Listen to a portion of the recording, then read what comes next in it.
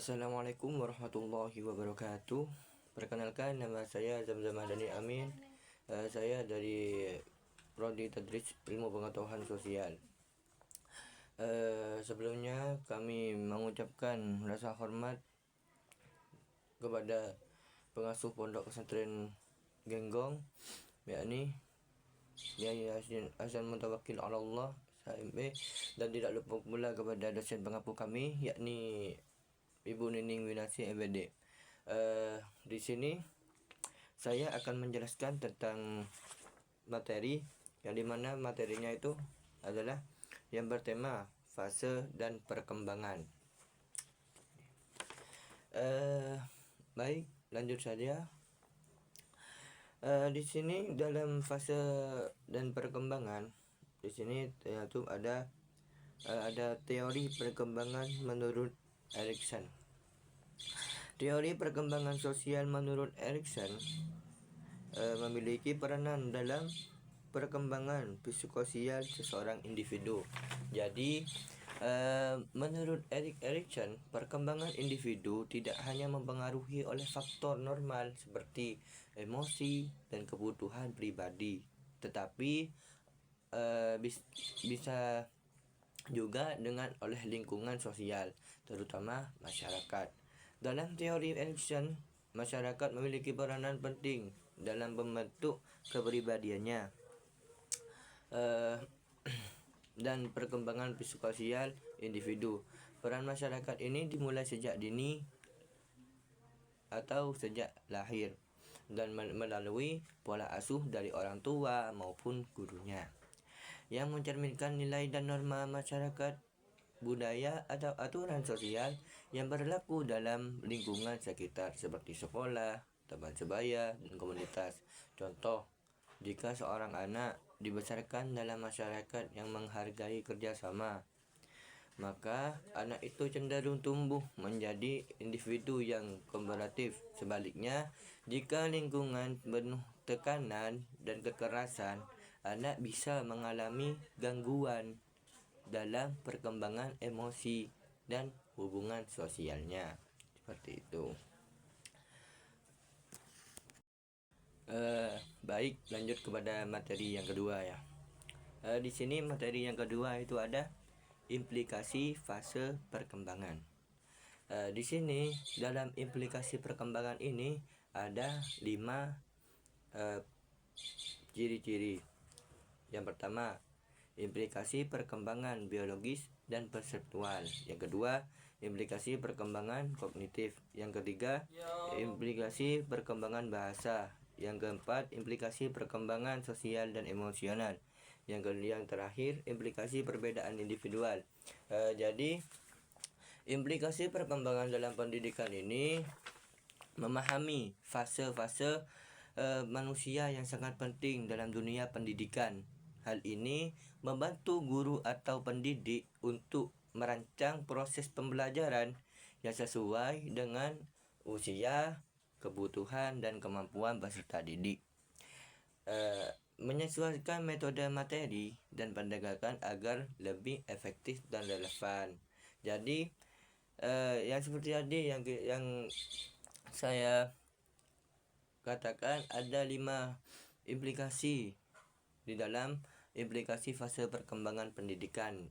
Yang pertama, implikasi perkembangan biologis dan perseptual. Jadi, guru perlu memahami perubahan fisik dan sensorik anak, misalnya motorik halus atau kasar, penglihatan, pendengaran, agar pembelajaran tidak terlalu menuntut atau membebani fisik. Lanjut kepada yang kedua, ciri-ciri yang kedua, implikasi perkembangan kognitif. Implikasi perkembangan kognitif ini berkaitan dengan cara anak berpikir, memahami, dan memecahkan masalah. Guru harus menyesuaikan tugas-tugas berdasarkan kemampuan berpikir peserta didik sesuai tahapan usianya, misalnya konkret atau abstrak.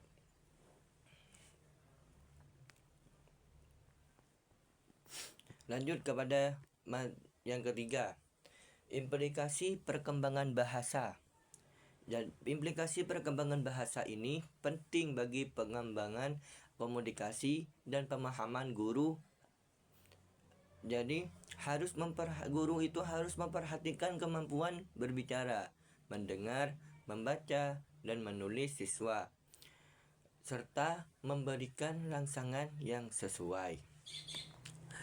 Lanjut kepada yang keempat, implikasi perkembangan sosial emosional.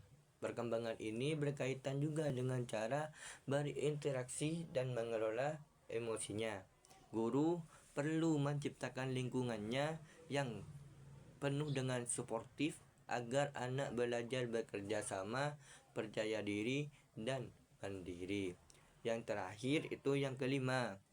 Yang kelima itu implikasi perbedaan individual. Jadi setiap anak itu mempunyai keunikan, memiliki gaya belajar, bakat, atau latar belakang yang berbeda.